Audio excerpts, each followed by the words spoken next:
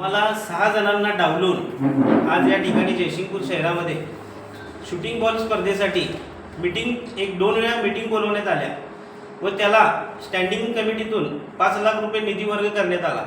त्या निधी वर्ग करताना अथवा मीटिंग घेताना आम्हाला कुठलीही कल्पना दिली नाही किंवा त्यामध्ये आम्हाला सहभागी केले नाही, मग कोणतीही माहिती दिलेली नाही आहे। आणि अशा पद्धतीने हे मनमानी कारभार करून सध्याचे नगराध्यक्ष असतील, मुख्याधिकारी असतील यांनी यांचा असा भोंगळ कारभार चालवलेला आहे। मुख्याधिकारी कार्यक्षम असताना देखील त्यांच्यावर कुठल्या नेत्याचा राजकीय दबाव आहे का व ते त्यामुळे तसे वागतात का? आम्हाला माहिती जरी मागितली कुठल्या कामाची तर अगदी 10-15 दिवस पुढं ताणवत नेतात आणि मग माहिती देतात। त्याचबरोबर आता मी बांधकाम समितीमध्ये सदस्य आहे। बांधकाम समितीच्या अगदी छोट्या छोट्या गोष्टी देखील मी तोंडी विचारलं तर मला ते लेखी द्या तरच तुम्हाला माहिती देऊ, आणि लेखी दिलं तर कमीत कमी मला 15 दिवस वेळ घालवून मग थोडीफार कुठली तरी माहिती दिली जाते। अशी परिस्थिती आज जयसिंगपूर नगरपालिकेमध्ये आहे। थोड्या दिवसापूर्वी आमची बांधकाम समितीची मीटिंग झाली होती, त्यामध्ये बांधकाम समितीला अधिकार आहेत की 1 लाख रुपयाचे निधी त्यांनी खर्च करायचा अधिकार आहे समितीला।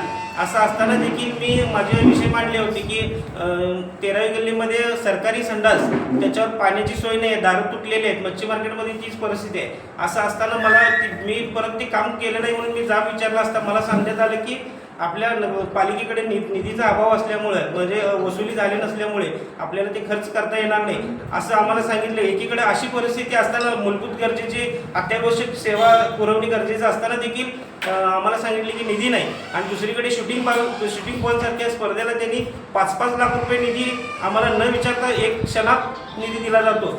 त्याचबरोबर आणखीन एक मुद्दा, विक्रमसिंह क्रीडांगण हे आपल्या जयसिंगपुरात पहिलेपासून नावलौकिक असलेलं क्रीडांगण आहे। त्या क्रीडांगणाच्या बोर्डावर यांनी सुशीला दानचंद घोडावत असं नाव यांनी दुसरा फलक आणून लावलेला आहे व त्या ठिकाणी ते नाव पुसण्याचं काम, शाहू महाराजांनी वसवलेल्या गावाचं अस्तित्व संपवण्याचं काम या ठिकाणी कोणते नेते करत आहेत।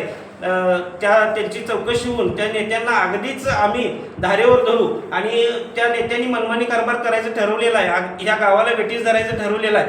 गावाला अगदी हुकुमशाही पद्धतीने हे इथला कारभार चालू आहे। त्यांना माझं असं सांगणं आहे की गाव काही तुमच्या बापाचं नाही आहे, जयसिंगपूरच्या सर्वसामान्य जनतेचा गावावर अधिकार आहे। तुम्हाला जर का तुमची हुकुमशाही चालवायची असेल, तुमची नेतेगिरी चालवायची असेल तर तुम्ही वैयक्तिक 500,000 एकर जागा खरेदी करा, तिथं गाव वसवा, तिथल्या लोकांकडून कर घेऊ नका।